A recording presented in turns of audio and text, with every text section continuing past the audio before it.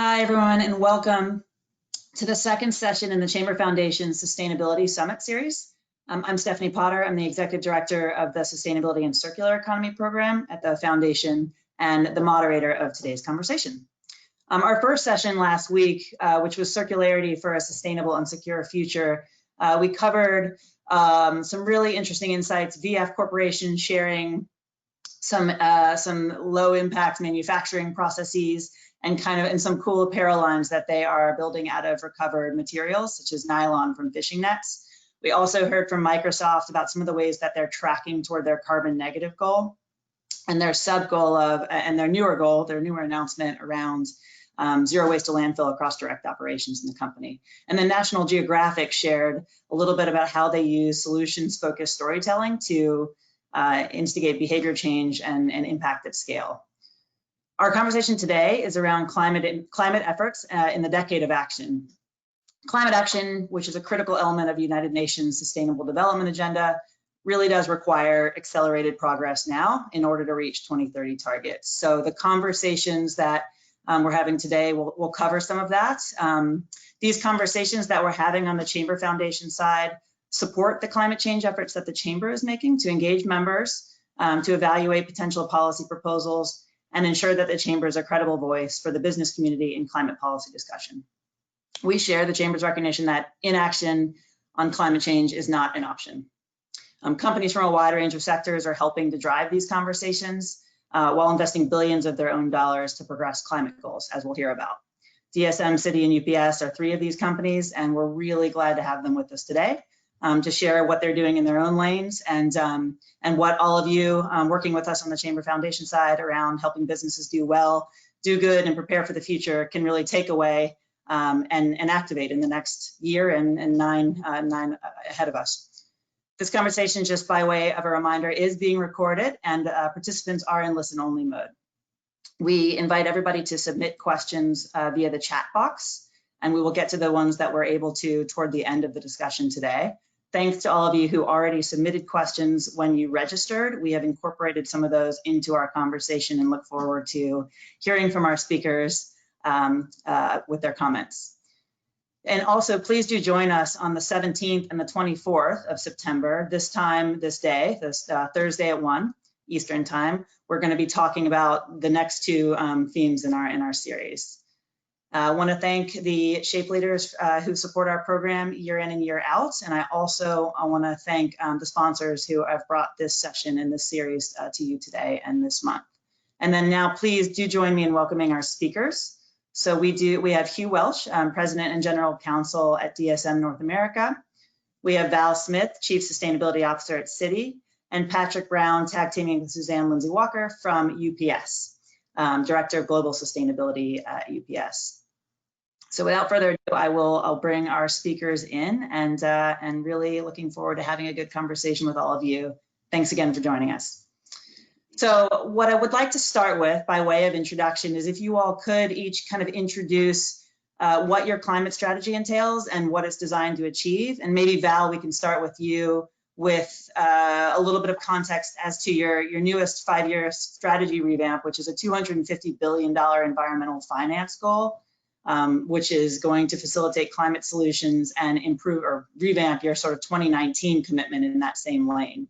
So I'd love to hear from you, the tactics that are part of this strategy, but also if you could contextualize how you've thought about current state and where we're headed in making some of these tweaks to your strategy and committing in this way. So Val, I'd love to hear from you on that, please. Sure, thank you, Stephanie, and thanks for having me on this show. It feels like a show with the different boxes and the virtual world that we're in now. So yes, 2 months ago in July, Citi launched its 2025 Sustainable Progress Strategy, and this was an update of a previous strategy that we launched in 2015. And I like the question that you asked about context. Because I think that we really worked to take the external context into account as we were updating our strategy. And we did that informally and formally through stakeholder dialogue, through engagement with our investors, with our clients, with different stakeholder and advocacy groups, our employees. And there were a couple of key pieces of the context that I think really jumped out at us. As you mentioned, probably the prevailing one was that from a United Nations standpoint, this is the climate decade of action. We know that we have a tremendous amount of progress that we need to make on reducing greenhouse gas emissions in just 10 years. And so we, definitely had that as one of our overarching themes. We had then seen increasing investor engagement with Citi in the past few years related to climate change in particular, climate risk, climate disclosure. And we in turn had been engaging more with our clients on these same themes in previous years. So that was also a part of it. And then finally, just I think, we'll probably come back to this theme that there is so much increasing focus on metrics and disclosure related to climate change, related to other sustainability indicators as well. But there is a strong theme, I think, through our entire firm and also through the sustainability strategy around metrics and disclosure. And so it was within this context that we launched the 2025 Sustainable Progress Strategy. It actually has 3 pillars. The first pillar is low carbon transition, and it's focused on our $250 billion environmental finance goal, which is the goal to finance and facilitate environmental and climate solutions with our clients. The second pillar is around climate risk, and it has a dual focus within that area of focusing on measuring and reducing our own climate risk as a firm, but also reducing our climate impact. And then the third pillar was around our own sustainable operations with our 4th generation of operational environmental footprint reduction goals. And so, to sort of conclude, this was the latest strategy in our more than 2-decade journey in sustainability. So it wasn't new to us. And I think we saw it partly as about continuity, that we are, continuing to move forward with the priorities, with the progress we've been making, but we also knew we had to accelerate it, going back to that decade of action. The only other point I'll make is that we decided for the first time, our previous strategy was actually, and goals were actually 10-year goals that we met early. And this gave us the opportunity to revamp the strategy sooner than expected. And we purposely set it as a 5-year strategy, because we knew that we needed to make it feel more short-term to increase the intensity of effort and really hold ourselves accountable to sort of a higher level of action. Yeah, and thank you for the clarification on the 2015, which completed in 2019 because you got there early, and how that compares to your 5-year stretch to 2025. So thanks for the frame, Val. Hugh, DSM's been working hand in hand with Citi on many of these efforts. Could you talk about, though, what you're doing in your own lane, which is manufacturing a multitude of products contributing to climate action, everything from solar panel materials to plant-based plastics. Just question for you about kind of what's been the most exciting to work on, what's DSM trying to achieve with this broad portfolio of low emissions manufacturing products, and kind of how does that keep you going on this journey? Sure, but like if we're doing this TV show, I'd be happy to delegate the rest of my time to Val, because I could listen to what she and Citi are doing all day. It's so interesting. Fear not. So our strategy in DSM is actually pretty simple and straightforward. It's improve, enable, and advocate. And so we look for ways to improve our own operations. We look to develop new products and services that enable our customers to improve theirs. And at all times, we're advocating for, I think, the change that we all see that we need with respect to climate legislation, could be carbon price and some other things.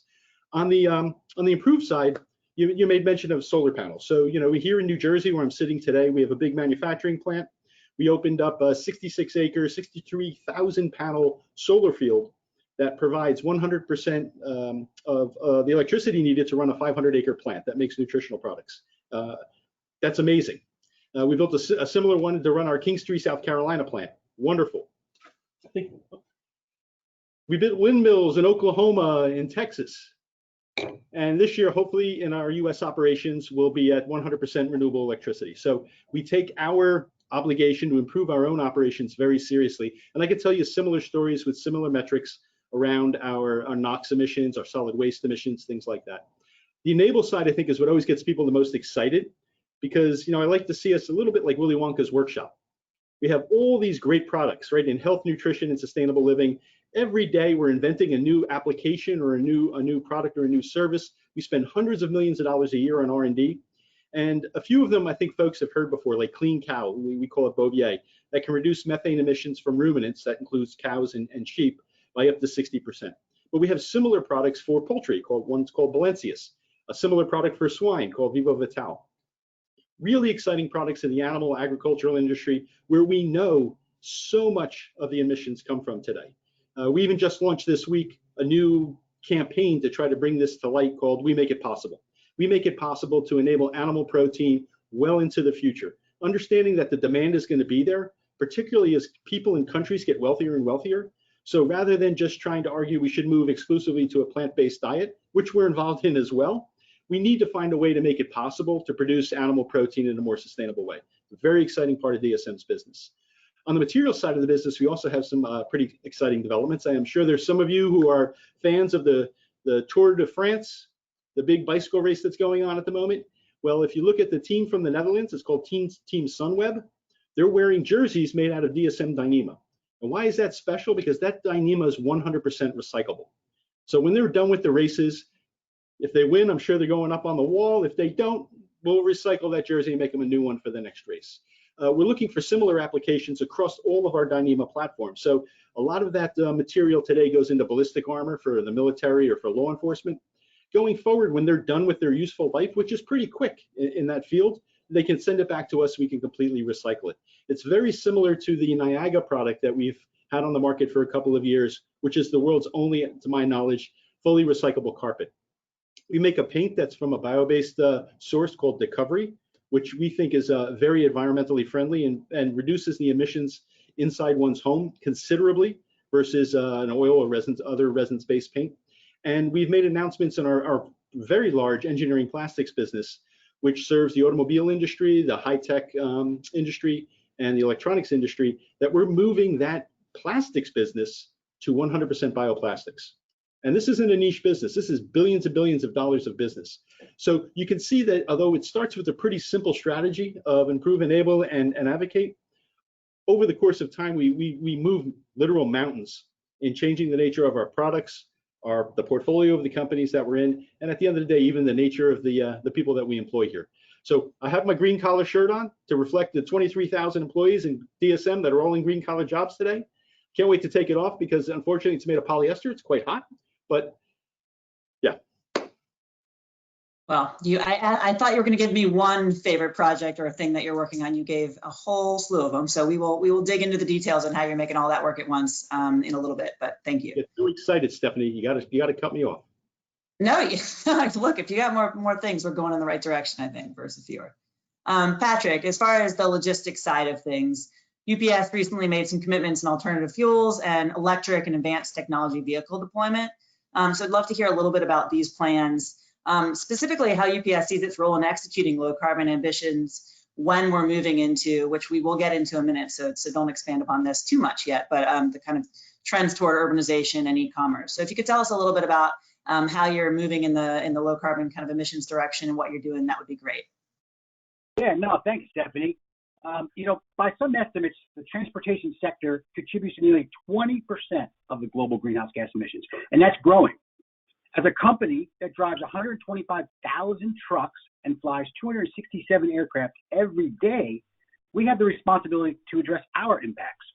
So we're collaborating with vehicle manufacturers, fuel suppliers, customers, cities, and others to develop innovative solutions. We have set a goal to demonstrate this commitment to reduce our absolute ground emissions 12% by 2025 from a 2015 baseline. And we're going to reduce our absolute emissions and grow the business, add trucks, build buildings. We're going to talk about urbanization, e-commerce in a little bit. At the same time, figure out how we're going to reduce our impact on the environment. So it's a huge challenge for us. One of those investments we've recently made, Stephanie, is an investment in a UK-based electric vehicle company called Arrival. This will add 10,000 electric vehicles to our current fleet of over 10,000 alternative fuel vehicles that we have in there today. And this commitment's not new. What most people don't know is that we've been testing alternative vehicles since the 1930s, when we actually drove our very first EV in our fleet. So electrification is just one lever, and it's going to take a couple years before electrification really makes what I call a scalable role in the medium duty and heavy duty trucks. Medium duty and heavy duty, just real quick, you see those brown package cars, delivery vans, we call them package cars. You see those brown delivery vans coming to your home or to your business every day. We call those package cars. They're medium duty trucks. And then the heavy duty trucks, those are your tractor trailers, your big 18-wheelers you see on the highway every day. So electrification is coming. We see that being a promising future. But what are we going to do today about our impact the environment? And can we wait for electric to really take hold? So what we've done is we use this rolling laboratory approach to test all different types of fuels and technologies. And one that has been working very well for us today has been natural gas. And we've, over the past decade, have invested over $1 billion in natural gas infrastructure and vehicles. And I know what everyone is saying, natural gas is still a fossil fuel. I understand that, we know that. But this investment has put us into a very unique opportunity to capitalize and utilize renewable natural gas or biogas. Natural gas is nothing more than methane, CH4. It's naturally occurring from landfills, wastewater treatment plants, dairy farms, cows, right? So how do you now take that gas, capture it, which is basically fugitive emissions into the atmosphere at 28 times more impactful than carbon, filter it, put it in and use it as a transportation fuel, replacing the fossil fuels that you would normally use in a vehicle. We've committed to purchase over 250 million gallons of this renewable natural gas or biofuel over the next couple years. And today we are already the largest user of biogas in the transportation industry. That 250 million gallons will reduce our emissions by over 1.5 million metric tons. That's equivalent of taking 324,000 passenger cars off the road in 1 year. So, these are just some of the things we're looking at, and like I said, I look forward to the conversation going into urbanization and e-commerce. We'll get there. Before we do, though, there is a question that I thought was pretty interesting and sort of relevant as a segue here that came from our kind of pre-polling. So it's about sort of observations, and this is for each of you. And let the game show begin, by the way, because we're going to kind of not do person by person questions going forward as much. So this one is to anyone who wants to enter it, but it's a sector kind of look. So equivalent strategies for small and medium enterprises, kind of a sector by sector base, as far as what you've seen work at the smaller levels, right? You guys are all operating at great scale, and you've got ways to move these needles. How can smaller businesses try and do similar things or pieces of it? And I'd love to do that by sector. So if you could kind of answer it sort of from your lane, I think that would be helpful. We can spend a little bit of time on that. So I'll start with that, Stephanie. So we have a focus on small and medium businesses. It's one of our strategic imperatives and focus areas. For us, I look at small and medium businesses one way. As far as by choosing UPS, the things that we're doing to reduce our emissions are going to help them reduce their transportation emissions, right? So as we're investing in alternative fuels, electric vehicles, all different types of alternatives for last mile delivery, we're reducing our impact, our scope 1, which is reducing their scope 3 emissions. So huge there. So just by choosing UPS. The second area is different types of solutions and services we can work with our small and medium businesses on, measuring their carbon impact, right? So you think about UPS, we are right dead in the middle of everyone's supply chain. So being able to measure the impact of their shipping activities, and then looking at ways to help them reduce that. That's kind of the third bucket. Now, how do we work with them to say, okay, let's take a look at your different, your network. Where are you shipping from? Where are you shipping to? What type of mode of transportation are you shipping? How can we work with you? And we have a whole group of folks within UPS that will work specifically with that customer to look at their network and how are they shipping, and then how can we marry the two together to really maximize not only UPS network, but their network.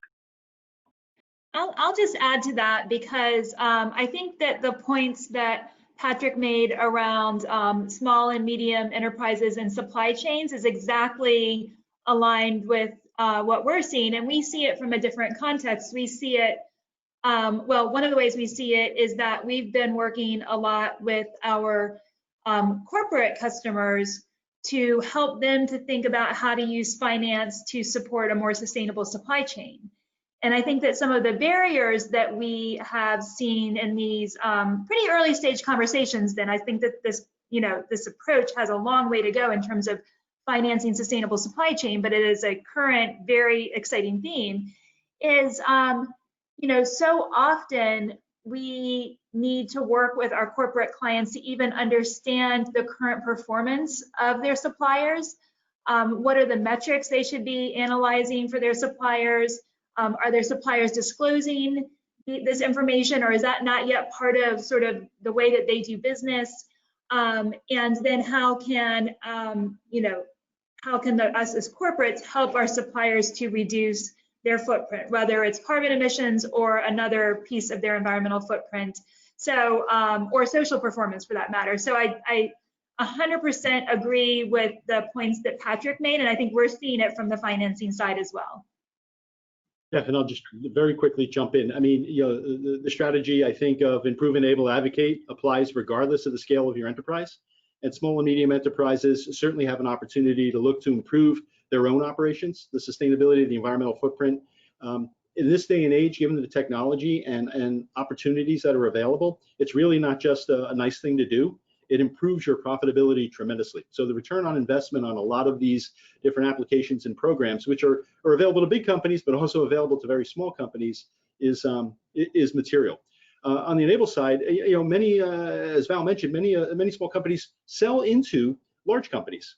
And if they can help those large companies meet some pretty ambitious KPIs and metrics that we've all set for ourselves, they will be at the end of the day the winner. And the competitive landscape is changing away from the lowest cost producer supplier to the one that can bring to the table a whole host of benefits and value for the corporation. And last but not least, on the advocacy side, we need to hear more from the small and medium-sized businesses. They can be strong advocates individually and collectively through trade associations to drive the change we need. I know here in New Jersey, we're struggling to get EV infrastructure in place to enable everything from UPS package cars, which I know what they're called now, to a whole host of other things. Without that infrastructure that only the government can bring, big businesses and small businesses alike aren't going to be able to really scale up the EV revolution that we're all looking for. Small business is critical, especially getting that infrastructure in downtown areas and malls and things like that. A very long-winded way of saying that the opportunity is there. That's great. No, and I appreciate, thank you. And so two, I think, very good points. And to the points that that you and that Val, you and Patrick were making around sort of supply chain activation, that was actually another question that we got around sort of how do you gonna get the scope 3 side squared away. So thanks for starting us on that conversation. And next one that I want to point to Val for, I think it'll segue us well into kind of a look ahead kind of conversation is, what advice would you give to companies that are looking or thinking about revamping their strategy in the current context? I think there are some companies that had plans and things are obviously not what we thought they'd be in 2020. Could you talk a little bit about what advice you might give to companies that are thinking about proceeding down that path and how you all thought about it yourselves? Well,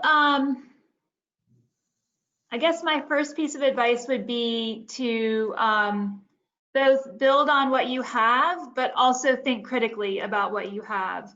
And there are some, I think I mentioned this earlier, but I'll elaborate. There are some informal and more formal mechanisms that we use to get input into our strategy. I think that, and I hope that this is becoming a more important theme, the theme of sort of active listening and listening to, sort of your universal set of stakeholders. What we did to sort of source information about how we should update our strategy was both incorporated information and feedback that we had gotten from our investors. We do an annual fall ESG roadshow with our investors, but it's sort of become a year-round thing because we're always getting questions and we welcome that. So we incorporated specific feedback we got from our investors. We actually did 2 different stakeholder dialogues to get feedback on our climate performance specifically, and also on this entire strategy. One stakeholder dialogue was focused specifically on investors. We invited a group of investors to spend a half day with us in New York, back when you could come together in person, to get input on our climate risk disclosure.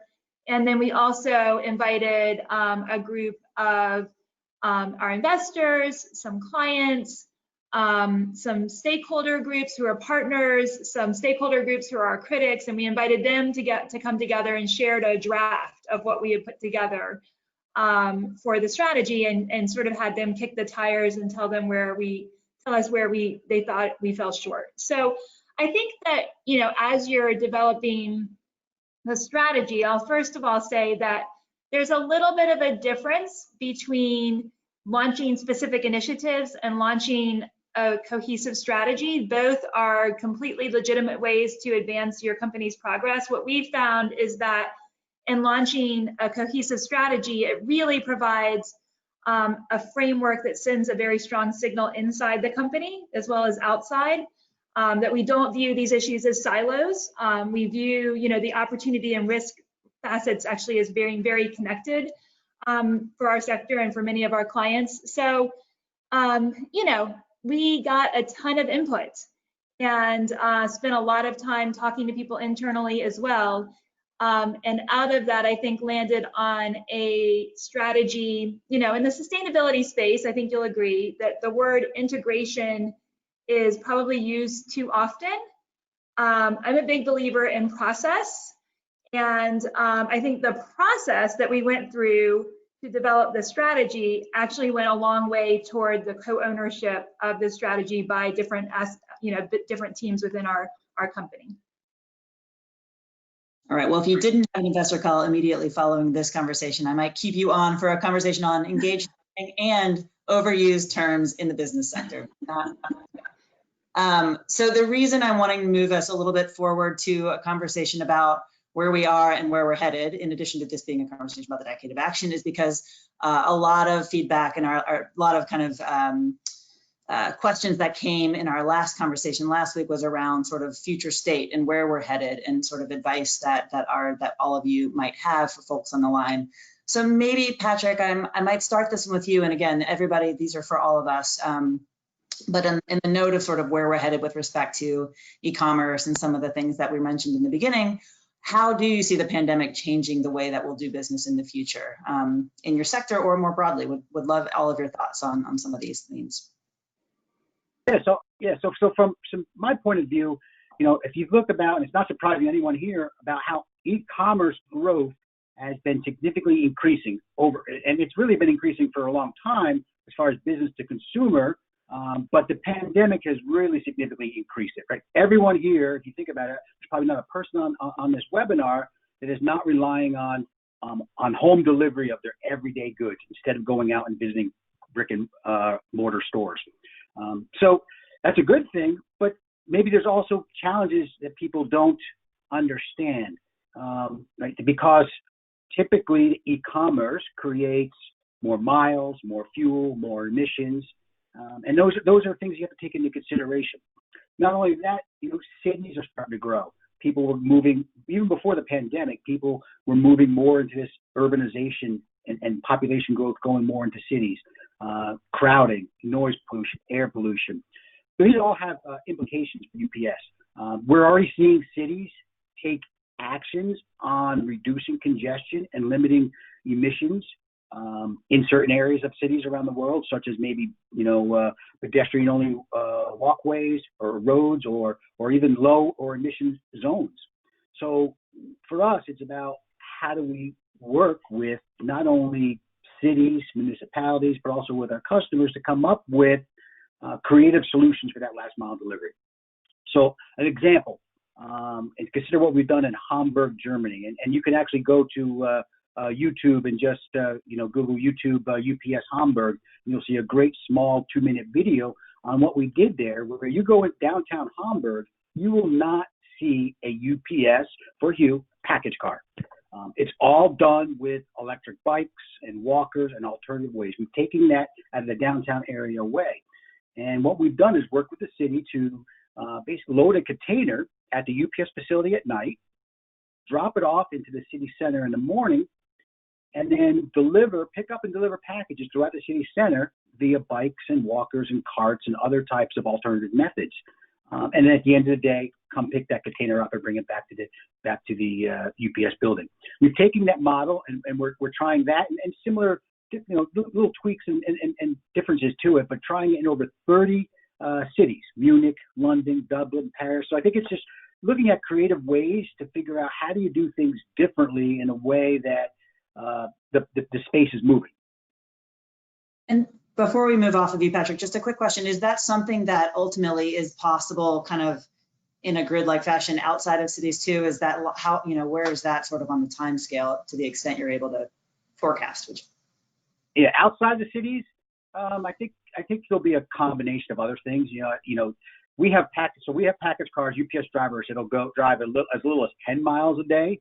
And then you've got some that are driving 200 plus miles a day in very rural areas. So I think that every one of those is going to create a unique challenge of what that looks like. In those rural areas, it's going to be maybe, electric type of vehicles, or you hear a lot about drones. There's going to be a whole host of different types of technologies for that, and a combination of them. You're going to find that there's not going to be a one solution fit all, at least from our perspective in a delivery method.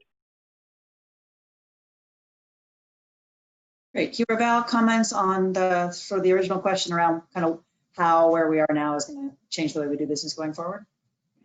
I mean, I'll jump in. I mean, I'm a firm believer that whenever you have a disruptive event, and certainly this pandemic and the consequential economic impact are a disruptive event, all of those trends that were in place already don't go away, they accelerate. And just Patrick said, e-commerce and urbanization were trends in place. We've seen them accelerate. I think we're on a never-ending Zoom, Google Hangouts, whatever call. So the digitization trend accelerates. The work from anywhere home trend accelerates. But so does the trend around climate action and sustainability. And I think when folks look back, they'll find that those companies that had embraced these strategies early on were those that were the most resilient through this disruptive change, and those that have performed the best through this disruptive change. And some of the signals that I see around that, and leaning a little bit into what Val was mentioning, is, for years, we were very proud of our sustainability strategy. And it resonated extraordinarily well with our employees and with the folks that we were looking to retain, recruit, et cetera. But we shared the frustration, I think, that many on this webinar shared, was that neither consumers nor shareholders particularly cared. And we didn't understand why, because it's not just a good story. It results in good returns. That's changed dramatically in just, I'd say, the last year. So, I do some investor relations work as well, and we would get no analyst questions around our sustainability initiatives or some of these big bet innovations and R&D projects. Now it takes up a good part of every single call. There's genuine and sincere interest in them, not just for the good that they do in the world, but for the good they're going to do for the shareholder at the end of the day. And for the first time, we've got good data on the nature of our shareholders, and 43% of them identify themselves as ESG shareholders, which is great. That's a 40% increase from last year. And until today's little market hiccup, our share price was at an all-time high, and our results are very good, even in the face of the pandemic. So, I mean, it's a very long-winded way of saying that I think you'll see more companies who looked skeptically at this type of strategy before recognize that because of the disruptive nature of the pandemic, those that embraced it early on were more resilient and more successful, and we'll see the acceleration of that trend going forward. Yeah, I can just build on Hugh's comments. And I think that for all of us who have been in the sustainability space for a while, the past 1 to 2, maybe 3 years, like you definitely were already feeling this shift where there was more and more focus on sustainability and ESG from all corners. And I know that in the early days of the pandemic, there were a number of people who thought that this would delay climate action. I think the prevailing thought, especially in the early days, March, April, maybe into May, was that climate action would be delayed by, say, 12 to 18 months. And notwithstanding the lack of action at the federal level on policy related to climate, I think what we've seen, and maybe this is filling that gap to some extent, is that sort of the opposite has happened, that the pandemic, I'm impressed with how people have been able to sort of make this leap from the pandemic to climate. It's actually cemented interest in climate and cemented action in climate change. And, there's something about the sort of parallel themes of, the pandemic causing so much economic dislocation and human suffering, and this sort of collective aha that actually this is a little bit of a preview of the kind of economic disruption and human suffering that we could see with climate change. How does this feel? This feels terrible. Like, we definitely don't want to bring this upon us again. We also saw sort of the power, but also, when we fail at it, the power of collective action to really affect change, and what happens when we aren't able to, come together and collectively act. As we sort of go through the whiplash of, waves of COVID, we definitely don't feel like we've landed that collective action yet. I think those sort of realizations seem to be really integrating, to use that word, into companies and into people's consciousness in a different way. And, on top of it, I think, to Hugh's point again, we have seen some interesting financial performance indicators that through all of this, ESG indices were better performing in many instances. I know that there was some regional differences in that, but looking longer term, higher rated ESG companies tended to be more resilient. And so, all of a sudden, ESG and ESG investing and assessing companies based on their ESG performance isn't looking like a marginal activity. It's looking like a risk mitigation and a resilience exercise, if not also a growth exercise. So I couldn't agree more with Hugh that this crisis feels like it is actually accelerating action. And I think, our hope is certainly that that is a silver lining to this really difficult situation we find ourselves in. Yeah, awesome. Well said. There was a lot in there. Maybe we could just circle back, unless others have comments on any of the points Val just made, which please jump in if you do, because there was a lot. I just have a couple of questions around, you mentioned on collective action that's obviously, if we're trying to achieve what we're trying to achieve in the climate action space, it is more than necessary. Are there any bright spots that you've seen just in kind of where we are now and how we're kind of coming together around some of this? Any kind of bright spots that you'd like, that are worth sharing, that might be worth kind of just us capturing here, if you have them? And that goes for anyone, not just Val. She mentioned it, but that doesn't mean she has to be the only one answering it. Yeah, I'll throw one out there. It's something that got me very excited. So last May, we had a business advocacy day in Washington, D.C. to talk about climate action and carbon pricing. We had 75 companies there, and it was good. It was impactful. This year, we did the same one. Having to do it virtually, we had 330 companies there. An exponential increase in the number of companies getting engaged, candidly, really around the height of this pandemic. I can only imagine what's going to happen next year, because I think Val is 100% on the point that people see the pandemic as almost like a test for how we're going to behave and what the consequences of not exercising collective action are in the context of climate change. And they're stepping up. They were on the sidelines before. The business community is stepping up now. So maybe I'm the eternal optimists, but green shoots. And I'd like to add one thing to that, Stephanie. I'm going to get back to our conversation earlier about small and medium businesses. And now I will tell you from my role, the amount of customer inquiries that we're receiving now about their emissions, right? Their Scope 3 emissions and their supply chain is just, it's almost exponential now. I've been doing 12 years now with sustainability for UPS. I will tell you, over the last year, the number of customer conversations that I've had personally with them is just grown, and it's crazy how much interest is there. So I think, and Hugh said best, the pandemic just exponentially accelerated all of it. I guess I can just offer, apart from the obvious silver lining of us all being much more adept at working virtually, and I don't think it takes away the importance of in-person, person-to-person interaction, but I think that there's such a nice complement. Now we know how to engage with clients. Now we know how to work with each other without having to constantly be on an airplane to do it. So, there's some benefits there, but I think that what, the bright spot that I've seen recently is really more around the acceleration piece. And, it used to be in our corporate and investment bank that there was one group of bankers that would come to me with the sustainable and green deals. And then there was another group of bankers that we were working with to make their, the clients and the stuff that they were financing less risky, to make it less brown.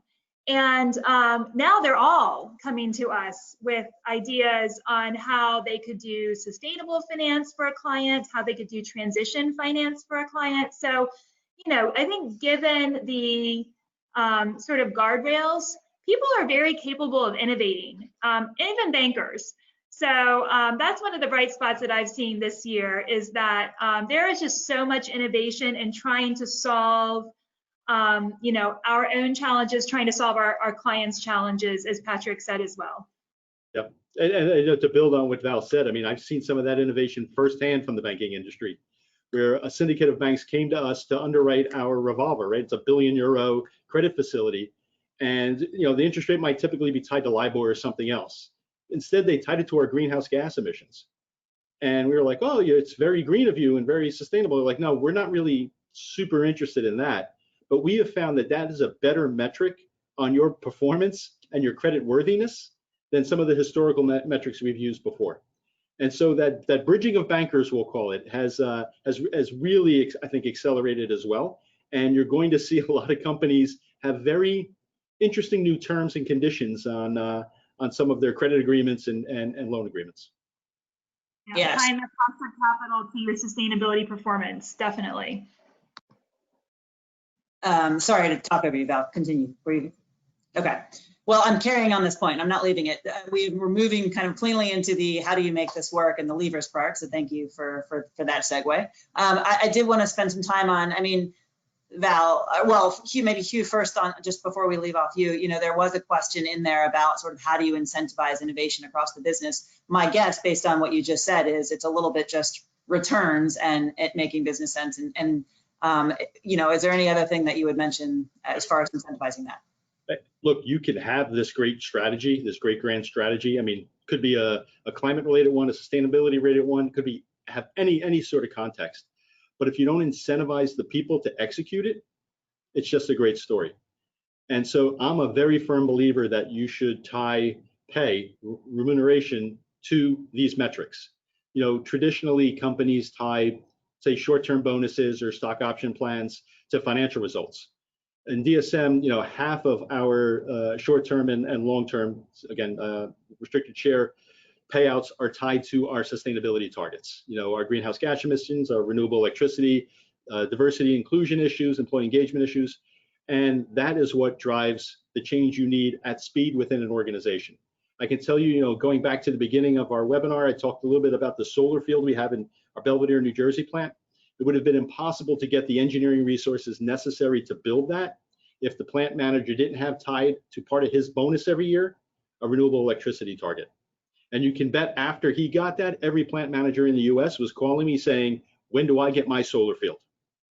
So I think tying these things, and it sounds very basic, but tying these things back to pay really creates an incentive up and down the organization to drive the change that senior management aspires to as expressed through its strategy.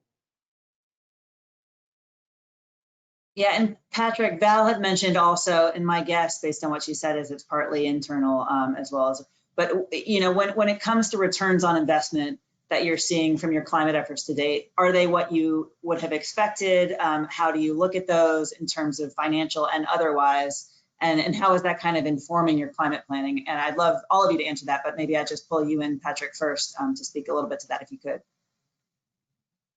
Yeah, so ROIC, return on invested capital, is something we look at tremendously. I think that the nat gas infrastructure investment is a great example of how we looked at using a different type of fuel to power our fleet, and we're seeing significant returns on that investment. I mentioned earlier, $1 billion invested over the last decade in natural gas infrastructure and vehicles. Right? What's the return on that? And the company looks for that return. So it's not all about reducing the greenhouse gas emissions, right? I also have to report to the chief financial officer. So the operating those vehicles, the cost of fuel, we're finding is tremendously cheaper and used in diesel. So that's one good example of a return on investment.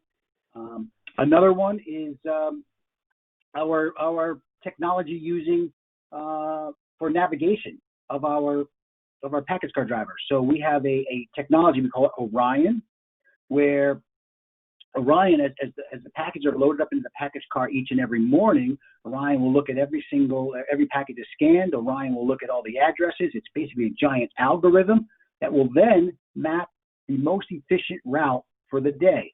Everyone's heard of the no left-hand turns from UPS. It's kind of part of that routing operator. And we make left-hand turns, but what that routing software will do is optimize the route to reduce miles. And what we're finding is, on average, 6 to 8 miles not driven by each driver every day.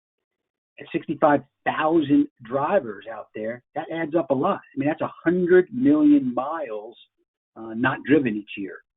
10 million gallons of fuel not burned, 100,000 metric tons avoided. And so huge, significant, not only on the environment, but there's a huge investment that we make for that, but we recoup that because of the less miles driven. And as I tell folks, the greenest mile is the mile that we just never drive at all. So just two examples of ROIC. And I can round out. Yeah, please do. I mean, you said one, which you may not have meant, which is the uptake across the business, right? And not just the sustainability folks coming with the green ideas, but rather it coming from everybody. So I'm counting that as one. But yeah, what's another one that you might have? Well, I think it's a combination of soft incentives and hard incentives. And I think, the soft incentives are also important. The kind of leadership recognition that people get for, doing the first sustainable this deal, or, really helping their client with a tough transition story. But the hard incentives are around incorporating some of these metrics, some of these sustainability goals into their annual review process, into our performance scorecards. So we have the 250 billion goal, $250 billion environmental finance goal in both our CEO's executive scorecard as well as the head of our corporate and investment bank scorecard. We have a permutation of that related to the broader strategy on our head of public affairs scorecard. So I think that sort of locking in some of that infrastructure is really important. So that you have that supporting hard, the hard incentives, the more quantitative ones, and then can add to that the soft incentives to help to encourage behavior. Yeah, and I would add, you have those sort of performance pay metrics used to drive change internally, but to drive change externally, you need something else. And it's controversial, it's complex, it's political, but we need a meaningful price on carbon. So a meaningful price on carbon in the external world will drive change to have quicker adaptation of new technology, better innovation. And I know everybody has their own theory as to what the proceeds of such a carbon tax should be used for. Some say a dividend. There are many other positions. I believe that we need that money as a country to be more climate resilient. We're going to need to invest trillions of dollars in ports, in roads, in bridges, across the board in infrastructure to make the country more climate resilient. And that funding needs to come from somewhere. a meaningful price on carbon might be a way to do that. I agree. And I mean, we've worked a lot with both DSM and UPS in the climate policy space. And I think, the action that you see from companies now, it's incredible. It's amazing what we've been able to get done, but we're also kind of handicapped because we don't have sort of the policy frameworks and guardrails in place to send the right pricing signals, send the right incentive signals. And so, I agree, as long as we're talking about incentives and infrastructure, that's an important piece of the broader context. Great, thanks. And to the point about where we are now and what we've been able to do with what we have, are there any bright spots that you're seeing in terms of utilization of existing technologies to achieve some of this or to get there faster? And how has that looked on maybe a sector by sector basis? Again, if we can stick to that for a moment, in any order, whoever's got a thought. Well, I'll be the odd person out because I'm not really thinking about it in terms of technologies, but although I think that it is an underexplored theme in our world, how blockchain could and sort of the transparency associated that could actually help with a lot of our metrics and disclosure problems. But apart from that, I think, we have such a focus as a firm on metrics and measurement and disclosure. And so in our strategy that we launched, there's sort of a deeper emphasis on that from a climate risk and impact perspective, where we are stepping forward to test different methodologies to understand the carbon footprint of our loan portfolios, to understand the carbon intensity of those. And those are all new methodologies that are just being sort of tested by the finance sector. I think that what will flow through that or from that, and we're already seeing this, is we don't have the data from all of our clients to do that analysis properly. Our investors are asking us for this analysis. We in turn are going to ask our clients for the data and their own analysis. So I think that, in the space of innovation, different innovations around aggregating that data so that we all have transparency around carbon emissions, what the baseline is, what the reduction is, what the intensity is. I think that kind of transparency will drive different actions. Great. And Patrick, please feel free. I'm just going to add a second piece to this too, which is kind of to Val's earlier point, getting things out and collecting back in, and how that plays out on a sort of city and state level as well. That's another question that has come through. I just want to make the point, I am seeing and incorporating questions. So thanks to the speakers for accommodating that. But yeah, we're not kind of going to a formal question because they're coming in real time. But yeah, Patrick, please, whatever you were going to say, and then also just if there's I was going to add to the technology piece. I mentioned Orion also as one of our kind of a premier technologies, but it's also about, again, rethinking what that business model is. I mentioned earlier about, how regulations in cities really think about last mile delivery and how we have to think about what that future looks like.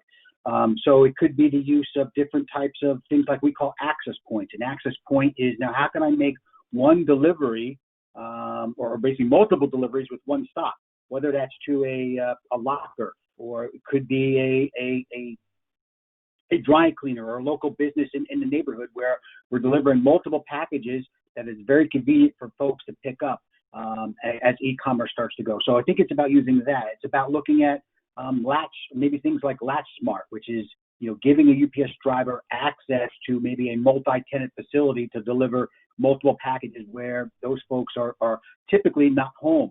Again, pandemic is creating a different scenario with that, but it's how do you really use technology to change your business model and do something outside the norm? Yeah, and look, we're taking a look at technologies that we've had for decades and seeing whether or not they can be repurposed or tweaked to do something meaningful in a different way. I've told the story about the inventor in our company of a coating for art glass.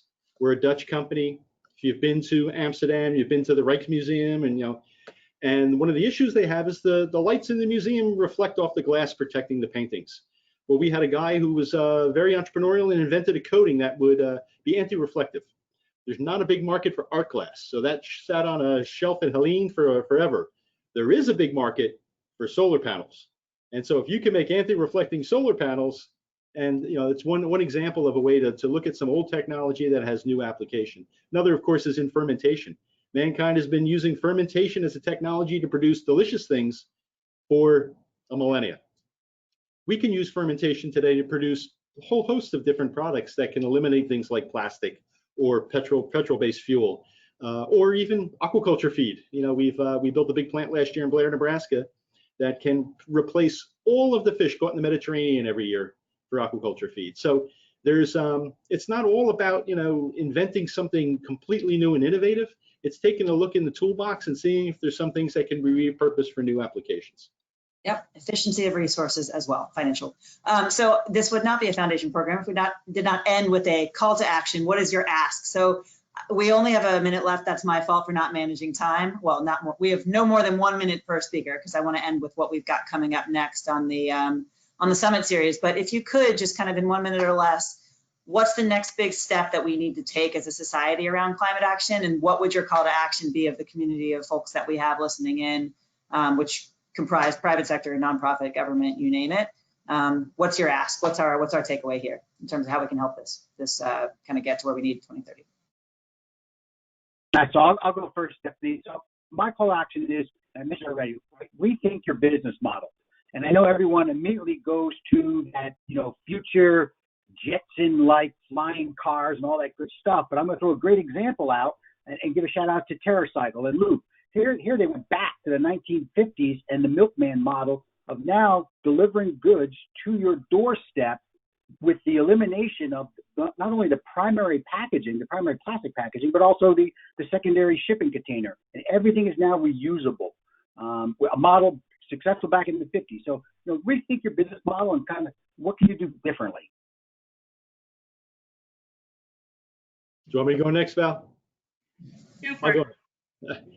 I'm going to say advocate. If you're a member of the Chamber of Commerce or a local Chamber of Commerce, go in there and tell them that these issues are important to you. We've had conversations with senior leadership, and they very much understand our position, but they tell us the membership just doesn't care. Go in and talk to your elected officials and tell them that these issues are important to you. I've had, no exaggeration, hundreds of conversations with senators and congressmen who say, Hugh, I understand the issue, but I'm not hearing from my constituents that it's important. Last, look at your trade associations. Make sure the values of your trade associations and what they're advocating for is consistent with your values and the strategy of your company. Many times you'll find that you'll have your CEO or senior leaders in your company advocating one position, and you're paying government affairs, K Street lobbyists, and big trade associations to advocate against your articulated interests in Washington. Check that out. We're in an age of advocacy. We're in the season of elections. I don't want to be political, but use your voice as a business. Well, I knew if I let Hugh go before me, then it would save me a lot of words. So what Hugh said on climate policy, I think, is the #1 call to action on advocating. Advocating can look a lot of different ways, but advocating and making sure that not only do you as individuals and companies have a voice, but lean into your voice. And on top of that, I also think that I'd like to see more companies really leaning in on metrics and disclosure, particularly related to climate. Excellent. Okay, I appreciate it. Thank you for giving me the minute back for last words, which is mostly to thank you all for the wait, Patrick, did you say yours? I can't remember if I skipped you or not. Yeah, you did. You said it. You came. Just making sure. But yeah, it's to thank all of you. It is to thank our listeners. These are recorded sessions. We will have them all on our sites, our site list, which I think if we could change the slide, will be right down there at the bottom. So you can see all the playbacks from past and future sessions once we have them, which, by the way, are the 17th and the 24th again. Sustainability reporting and where that's headed came up several times on this call. We will be covering that as a Climate Week program in a couple of weeks. So please tune in then. And before that, looking at how we leverage collective action, not just to talk with each other, but really to move the needle on some of these important issues, climate action among them. So please join us for those conversations. If any questions were unanswered or you have additional feedback, we will be polling all of you. This is intended to be a really iterative process for us to bake programming next year that is informed by what people want to work on. So please don't be shy with the comments and keep in touch with us. So with that, I'll close out. Thank you again, Val, Hugh, and Patrick for your time, and we'll see you soon. Thanks, everybody. Thank you.